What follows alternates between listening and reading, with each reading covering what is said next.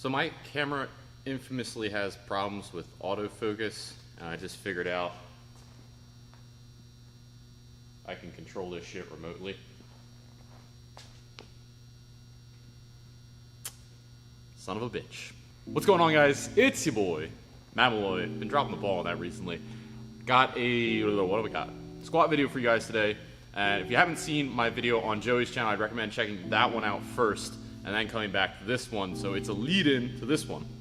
The video I did for Joe's channel did have a little intro bit to it that kind of makes this video make more sense. So I would highly recommend checking that one out first and then coming back to this one.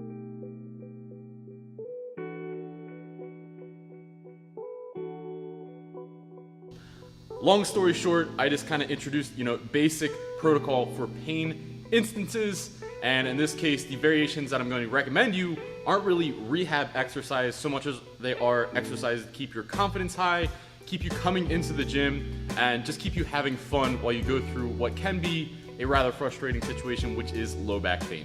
Now, as a general recommendation before I go into the actual variations, I did hang up my low bar for the duration of my low back pain. And if you guys have been watching my videos, you know I love the low bar squat, so that was a big deal for me. But it ends up being the best play overall. That pitched forward position does put a little bit more pressure on your back, unfortunately.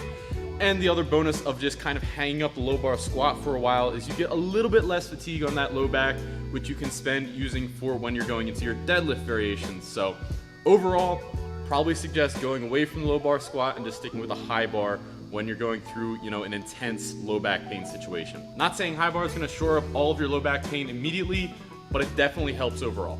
All right, jumping into the variations, and just like I did for Joe's video, I'm gonna start off with the one that I actually did the most, which was a 303 tempo squat. Now what's cool with the 303 tempo squat is it's a full range of motion squat, and this is something I'd program for someone on a normal basis. In fact, I do it all the time. I love tempo squats, but for low back pain, they're especially good because that natural tempo is going to naturally decrease the amount of weight we're able to put on the bar, which is exactly what we're going to be doing in a low back pain situation. We're going to be decreasing the weight on the bar until we don't have that instance of pain, so the tempo kind of naturally pairs with our low back pain situations. What's also nice in this situation is even though the weight on the bar may not be that much, the tempo itself is going to give you a decent training stimulus. So while no, this isn't going to be perfect strength training, which you shouldn't be worried about anyways if you're trying to rehab yourself with low back pain, you can still get a pretty decent hypertrophy stimulus here.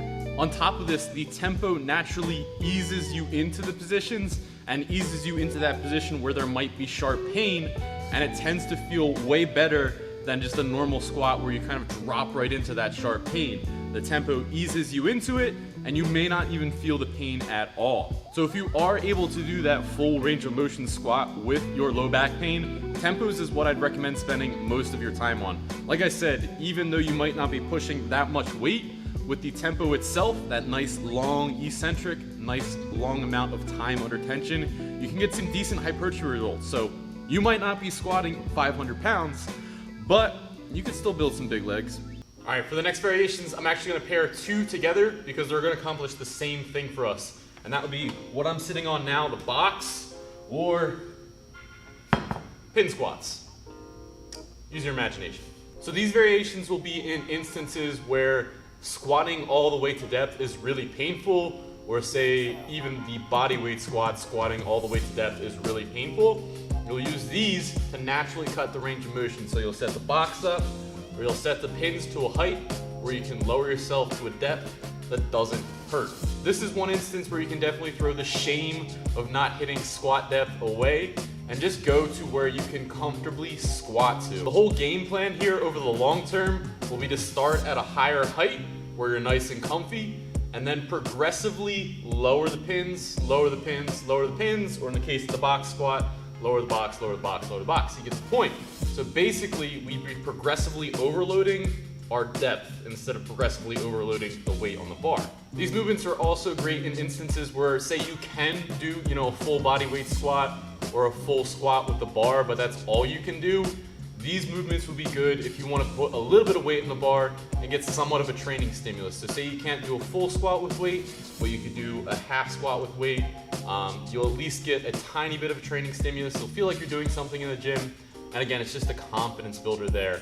But you'd be doing these on top of doing that full range of motion to make sure you still got blood flow going, make sure you're still keeping that kind of mobility to your full range of motion squat. So I really like these variations. They're kind of your block pull equivalent for the deadlift, but for your squat. And what's really cool is over the long term, these will be great in terms of getting you back to that full range of motion and getting you back to that full range of motion confidently. Yeah, nailed it. Yeah, so the last variation I'm going to recommend to you guys will be front squats. It's basically just taking that kind of idea we had at the beginning where we switch our low bar for a high bar and taking it one step further. With a front squat, as long as you're doing it correctly, you're going to have about as vertical a torso position as you can possibly have. There's literally nothing else you can do to get a more vertical torso position, so this is the end of the line.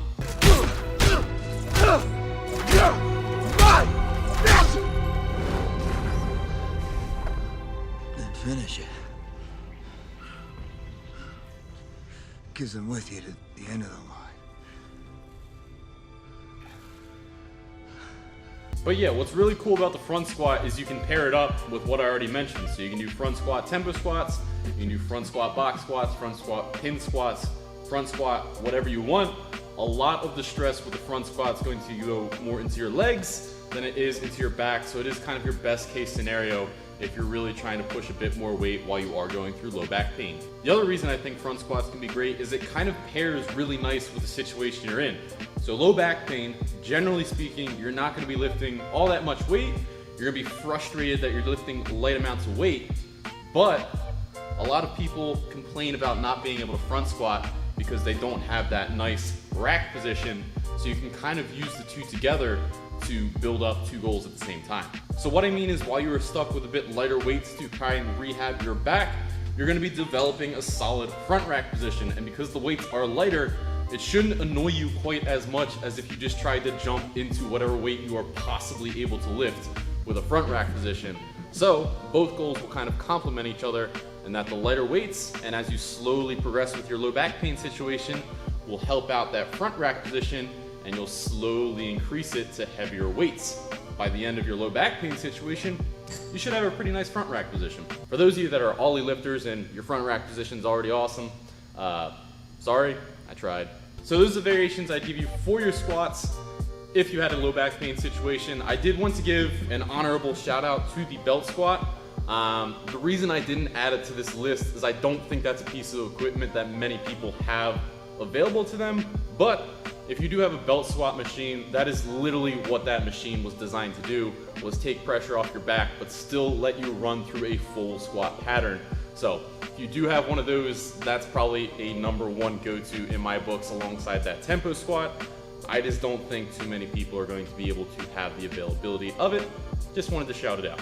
All right, so that wraps up all the variations for these squats. Like I said, guys, if you haven't seen the video on Joe's channel, I highly recommend watching that one. It's got all the deadlift variations and also that intro little spiel about pain situations. So definitely check that out. The best advice I can give you for a low back pain situation or any pain situation in the gym, regardless of what it is to just attack it with a, almost annoying optimism. One of the big parts of all the variables that make up your perception of pain is your own mindset and philosophy towards pain itself.